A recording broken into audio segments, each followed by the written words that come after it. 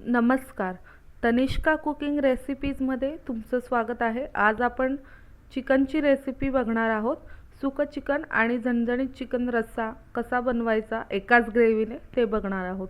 तर चला तर सुरुवात करूया. तर सर्वात आधी मी इथे जे आहे 10 ते 15 लसणाच्या कड्या सोलून घेतलेल्या आहेत, अद्रक घेतलेला आहे, 4 ते 5 कांदे घेतलेले आहेत आणि 15 ते 20 बेडगी मिरची घेतलेली आहे. घेतलेले आहेत 2 टेबलस्पून, 2 तेजपत्ते घेतलेले आहे, 1 टेबलस्पून दगडफूल घेतलंय, दालचिनीचं तुकडं घेतलंय, 4 ते 5 लवंग, 4 ते 5 मिरे आणि 1 स्टारफूल घेतलेला आहे. तर सर्वात आधी आपण उकडी तयार करून घेऊया चिकनची. उकडी बनवण्यासाठी मी 1 टेबलस्पून तेल घातलेलं आहे, 1 टीस्पून जे आहे हिंग घातलेला आहे आणि 1 कांदा चिरून घेतलेला आहे बारीक, तो घातलेला आहे. छान असं थोडंसं आतबात कांदा होऊ द्यायचा आणि 1 किलो चिकन घेतलेलं आहे, स्वच्छ करून घेतलेलं आहे आणि त्याच्यामध्ये जे आहे 1 ते 1.5 टीस्पून आपण हळद घालणार आहोत. आता हे चिकन जे आहे आपण कुकरमध्ये टाकायचं आणि कुकरमध्ये छान असं 1 ते 2 मिनटं तेलामध्ये परतून घ्यायचं हे चिकन आणि चवीप्रमाणे मीठ घालायचं. मी इथे 2 ग्लास जे आहे पाणी घालते आहे चिकनमध्ये. तुम्ही तुमच्या कन्सिस्टन्सीनुसार पाणी ॲडजस्ट करू शकता. पण हे उकडीचं पाणी खूप पौष्टिक असतं, लहान मुलांना द्यायचं प्यायला किंवा पेशंटला देतात हे पाणी प्यायला. तर त्या पद्धतीने तुम्ही ॲडजस्ट करायचं. आता इथे पाणी घालून झालेलं आहे चिकनमध्ये, तर मिक्स करून घ्यायचं व्यवस्थित आणि कुकरला झाकण लावून जे आहे 5 ते 6 शिट्ट्या होऊ द्यायच्या कुकरच्या, जेणेकरून चिकन आपलं छान शिजून जाईल. तर आता जे कांदे आहेत आपण सोबतच मसाला तयार करून घेऊया. तर कांदे जे आहे मी चिरून घेतलेले आहे 5 कांदे आणि हे कांदे जे आहे थोडं तेल घालायचं 1 ते 1.5 टीस्पून आणि छान असं जे आहे परतून घ्यायचा, भाजून घ्यायचा त्याला लालसर होईपर्यंत. जसं तुम्हाला व्हिडिओमध्ये दिसतं या पद्धतीने भाजून घ्यायचा छान कांदा.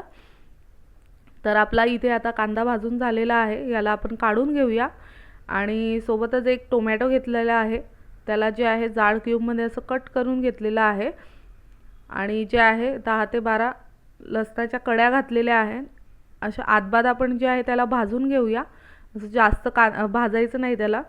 आणि सोबतच जे आहे टोमॅटो आणि आपला जे आहे लसूण भाजून झालेला आहे. तर आता बेडगी मिरची आपण भाजून घेत आहोत, हिला पण छान अशी होऊ द्यायची मिरचीला. तर मिरची पण भाजून झालेली आहे. तर इथे मी 1 टीस्पून जे आहे खोबरं घेतलेलं आहे. तुमच्या आवडीप्रमाणे तुम्ही खोबरं घालू शकतात. जर तुम्हाला खोबरं जास्त घालायचं असेल तर कांदा थोडा कमी घ्यायचा. तर खोबरंही भाजून झालेलं आहे. तर मी ते 1 टेबलस्पून जे आहे तेल घालत आहे आणि जे मसाले आपण घेतलेले आहेत ड्राय, तेही छान असे परतून घ्यायचे. याच्यामध्ये दगडफूल आणि जे आहे तेजपत्ता नाही आहे, बाकीचे सर्व जे मसाले होते ते घातलेले आहे. तर छान सर्व मसाले भाजून झालेले आहेत आपले. तर हे मसाले जे आहे वाटून घ्यायची, छान पेस्ट करून घ्यायची याची, एकदम स्मूथ अशी पेस्ट करून घ्यायची याची. आणि इथे माझी क्लिप जी आहे डिलीट झालेली आहे. तर मी 1 कढाई घेतली, कढाईमध्ये 4 ते 5 टेबलस्पून तेल घेतलेलं आहे.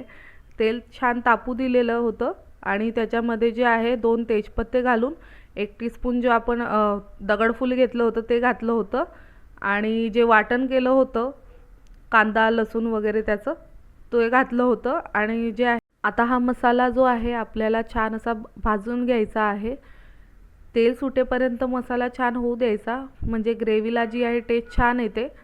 तर 2 टेबलस्पून इथे तिखट घातलेला आहे, 2 टेबलस्पून चिकन मसाला घातलेला आहे. तुम्ही कोणत्याही ब्रँडचा चिकन मसाला इथे यूज करू शकतात. तर छान मिक्स करून घ्यायचं ग्रेव्हीमध्ये आणि तेल सुटेपर्यंत ही ग्रेव्ही छान अशी भाजून घ्यायची.